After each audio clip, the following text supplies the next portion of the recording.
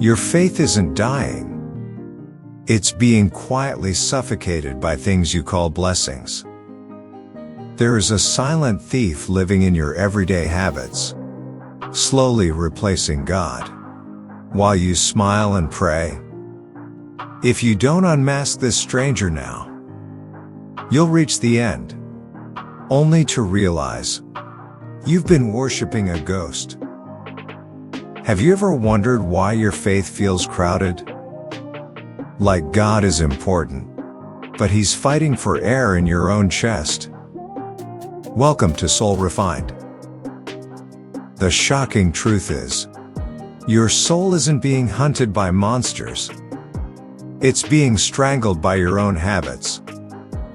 We are worshiping ancient idols, dressed in modern comforts. Silent thieves stealing your intimacy with the Creator.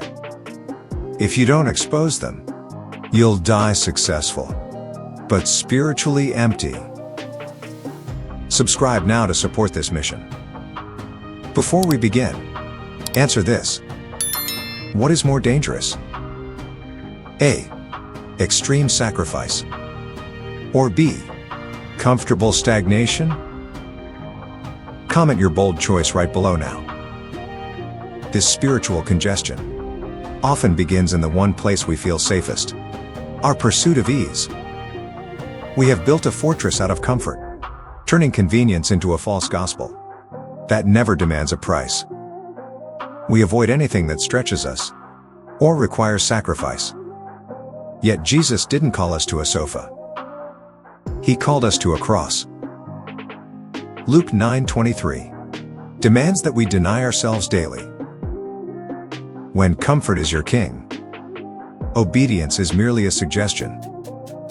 Real power is found only when you choose growth over ease. Yet, once we escape the trap of comfort, we often run straight into the arms of a much more ambitious master, the idol of achievement. We claim our hard work is for God, but our exhausted calendars reveal we are building our own kingdom. When worth is tied to productivity, success is no longer a gift. It is a god that demands your soul. Matthew 6:33 calls us to prioritize the kingdom first. Stop asking if you are winning. Ask if you are being faithful. But even a life of achievement can leave us feeling fragile, leading us to grasp for the one thing we can never truly possess: absolute control. We call it responsibility, but it is actually a mask for our fear. We white-knuckle our lives, trying to manage outcomes that belong only to God. Proverbs 3:5 warns us not to lean on our own understanding. Anxiety is simply the smoke rising from the altar of control. True peace begins only when you finally choose to surrender daily. As we struggle to control our outcomes, we often start obsessing over how the world perceives our journey. This is the idol of human approval, where the fear of rejection outweighs the fear of God. We follow Christ until obedience costs us our reputation or social standing. Galatians 1:10 confronts us. You cannot be a servant of Christ and a pleaser of men. Public opinion is a fickle god that will eventually leave you empty. Stop performing for a crowd and start listening to the Father. When we are not performing for a crowd, we are usually hiding from ourselves in a sea of digital noise. This is the idol of distraction, where endless scrolling and constant entertainment serve as a sedative for the soul. We have become terrified of silence, because silence is where God truly speaks. Psalm 46:10 calls us to be still, yet we choose the world's roar over the Spirit's whisper. Intimacy is stolen when your attention is sold to the highest bidder. Reclaim your focus today. Yet, beneath the noise of our devices, lies the most ancient and stubborn idol of all: the sovereignty of self. Modern culture commands you to follow your heart, but Scripture warns, that the heart is a master that will lead you to ruin. Romans 12:1 calls us to be living sacrifices, a total surrender of our will. God is not interested in being a consultant for your dreams or a guest in your life. He demands the throne. True freedom begins only when you finally stop being your own God. Once the ego finally steps down, true healing begins. God does not expose these hidden idols to shame you, but to set you free.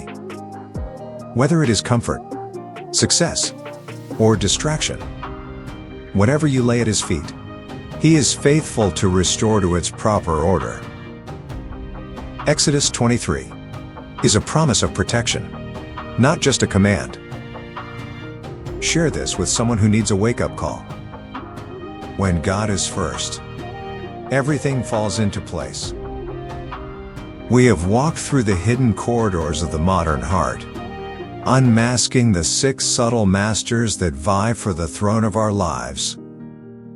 We've seen how comfort breeds spiritual stagnation, how success masks our true worth, and how the frantic need for control only multiplies our inner anxiety. We've exposed the hollowness of human approval, the numbing fog of digital distraction, and finally, the ancient arrogance of the sovereign self. These idols are not obvious villains. They are the quiet preferences that slowly displace the Creator within us. But the end of this journey is not condemnation. It is clarity. To name an idol is to begin breaking its power over you. God's jealousy for your heart is the most beautiful thing about Him, because He knows that anything you place above Him will eventually break your heart. True life is found only in empty-handed, wholehearted surrender to the King. The profound lesson from this journey is that spiritual maturity is not measured by how much we do for God, but by how much of ourselves we have truly yielded to Him. We often treat our faith like an accessory to our lives, but God demands to be the center. To apply this today, perform a daily throne check. Every morning, before the world demands your attention, identify one thing you are gripping too tightly and intentionally hand it back to God. Replace 10 minutes of scrolling with 10 minutes of intentional silence, allowing the Spirit to speak into the space you've finally cleared. Which of these 6 idols do you find most difficult to let go of in your current season of life?